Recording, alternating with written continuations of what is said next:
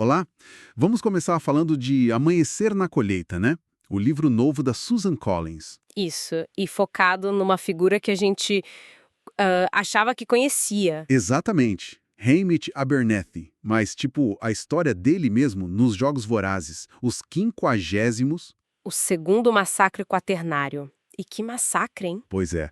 E tudo começa, que ironia, no dia do aniversário de 16 anos dele, que também é o dia da colheita. É crucial entender o peso disso. Massacre quaternário significa regras diferentes, mais cruéis.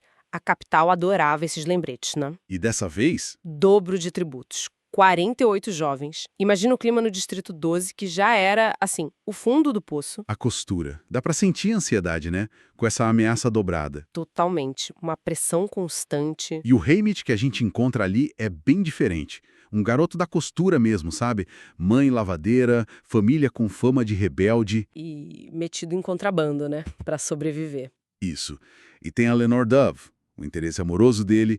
Ela dá um presente pra ele, Ah, sim, o acendedor. Aquele de metal, em forma de pássaro. que depois vai ter um significado enorme. Com certeza.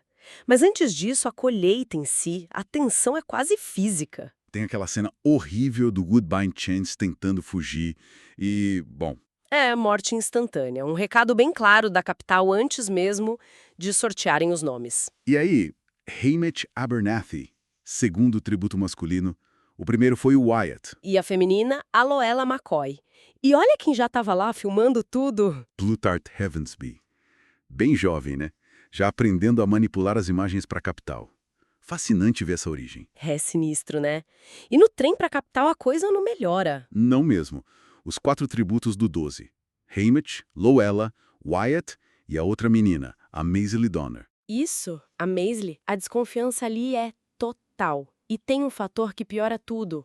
O Distrito 12 não tinha mentores vivos. Verdade. A única vencedora anterior era uma história antiga, meio obscura. Eles estavam completamente sozinhos nesse sentido. Uma desvantagem imensa desde o início. E quando a gente acha que não pode piorar, Vem o incidente com a Loella, antes mesmo do desfile dos tributos. nossa, aquilo é chocante. Ela morre num acidente, né? Durante a preparação, Exato. e o Hamish, o que ele faz é inacreditável.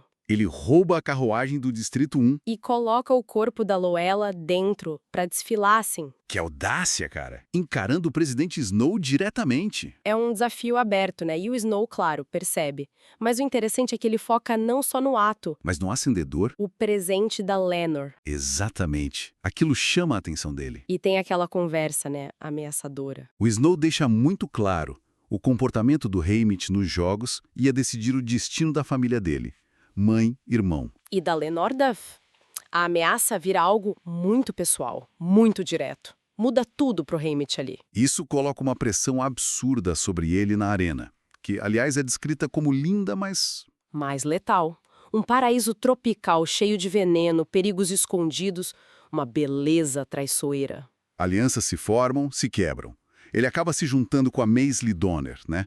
Uma parceria meio tensa, mas funciona por um tempo. Sim, e o momento-chave é quando o Haymitch percebe algo na borda da arena. Aquela distorção. O campo de força, disfarçado ali no limite. E é isso que leva ao clímax. O Haymitch não ganha na força bruta, de jeito nenhum. Ele já era o último do 12, depois que a Maisie morre. Exato. E ele usa a cabeça, a observação.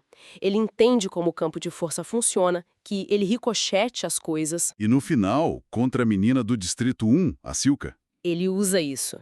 Faz a arma dela voltar contra ela mesma. Uma vitória de pura astúcia usando a própria arena contra o sistema. Incrível. Mas essa vitória, essa inteligência, essa rebeldia silenciosa, custa caro demais fora da arena. Demais. A volta para casa é um pesadelo. A casa incendiada, a mãe e o irmão mortos. E a Lenório, envenenada. É a vingança da capital. Clara, direta, implacável. Por ele ter desafiado, por ter usado o campo de força daquele jeito, foi uma humilhação para eles. Nossa, é aí que ele quebra, né?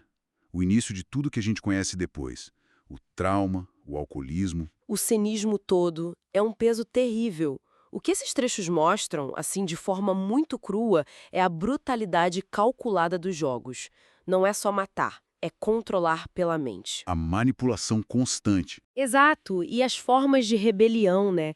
Desde o ato grandioso do Haymitch no desfile até a vitória inteligente dele e o fardo que os vitoriosos carregam, principalmente os que, como ele, cutucaram a ferida do sistema. Pagaram um preço altíssimo por isso. Exato. Pensando em toda essa trajetória dele, da colheita até ele virar mentor, fica a pergunta, né?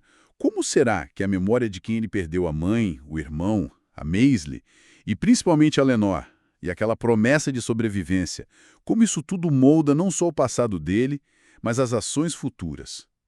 Ao guiar a Katniss e o Peta, será que isso não influencia até o destino de Panem? É algo para a gente pensar mesmo. O peso dessa memória nas decisões dele, com certeza.